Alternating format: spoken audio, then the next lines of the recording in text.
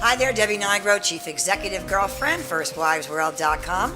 We're focusing on blended families, and this is a new way of functioning for many families and individuals out there. So we've got 3 ways today to manage your emotions, which are a huge part of this whole thing.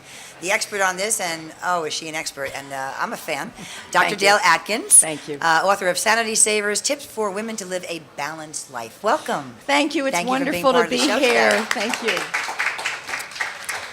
Okay, in no particular order, there are many emotions women go through when they are, having to start new relationships with other people who used to be their people and they're no longer their peeps. They're new peeps. They're new peeps, but they think they're still their peeps. And Right. sometimes you're so sad and overwrought with what's gone on in your life that you're unable to really look forward, and you might feel disappointed about what happened. You can feel guilty. Some people feel relieved.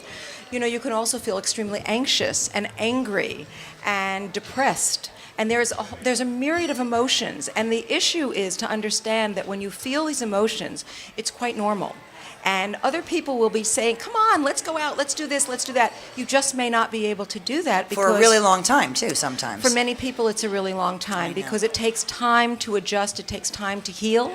And what we need to do is give ourselves time to heal and understand that emotions do not come one after another. You can be flooded by all kinds of emotions, and then you can say, okay, I'm through that. Well, guess what? You're not really through it, because when something happens, it will come up and bite you in the behind, and you say, oh, wait a minute, I'm still feeling that way? And you regress a little bit. So regress it's high. a little. Some days are better than others, right? Some days are better than others, but I think we have to be careful about saying regressing, because we don't want to set ourselves up for failure. And it's part of this journey, and you are going through a process, and the process takes time, and it's different for everybody. But I take a little bit of liberty to what you said. Sometimes, even though you are moving forward and trying, you sometimes slip back and then go forward again. So Absolutely. What do you call that? Okay. Well, I call it okay, and I call it normal. Yeah. And I say, when you go back, Yeah. understand that you're going back for a reason. Maybe you're about to do something, you're a little bit shaky about it, or you've seen someone, maybe you saw your ex-husband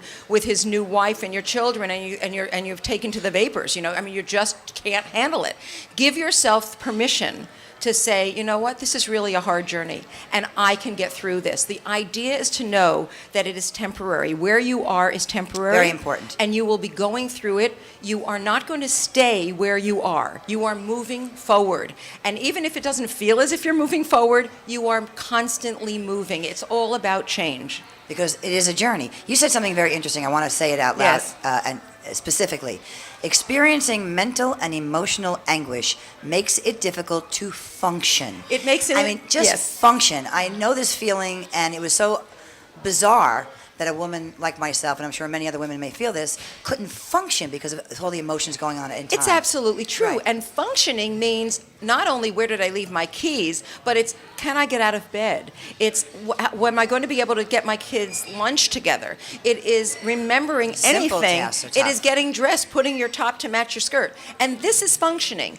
And really, No one has spoken about this. This is a very important point. It's important to talk about, because what happens is we start to criticize ourselves and we say, oh my God, I'm falling apart. Well, for the moment you are falling apart, but it is not for your whole life. And I think what we need to do is give ourselves permission to not function so well, and that's when you want to call in the troops, call in your support staff, and that support staff may be your friends, may be your children perhaps, maybe people you've worked with, people you've known at different times of your life, but mostly people who have gone through this. Which is what FirstWivesWorld.com is all about. That's right. It's about people girlfriends who've gone through the same thing.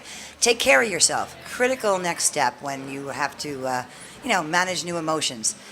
And that's hard for women who aren't used to taking care of themselves. Well, Debbie, first. it's one of the most important things to do, and it's the reason I wrote Sanity Savers. Yeah. If we're not taking care of ourselves, who's going to take care of us? Especially when we are used to taking care of everybody else. And our family changes, our family dynamic changes, and all of a sudden the primary person we're used to taking care of is no longer there, no longer coming home for dinner. So this is when a woman needs to take risks, try new things, push yourself to places that seem strange to you, but looks like everybody else figured it out, and get the adrenaline to pump a little bit for other reasons. And those are some of the great pieces of advice. I think taking risk is very, very important. You've got to do things that you've never done before, things that are out of the box, but you've got to take care of yourself health-wise, mentally, physically, and spiritually. Dr. Dale Atkins, the expert on this. Sanity Savers, tips for women to live a balanced life. You can find more of her genius over at drdaleatkins.com, and of course, right here at firstwivesworld.com. Thank you very much Thank you, Debbie. contributing such great stuff. Thanks.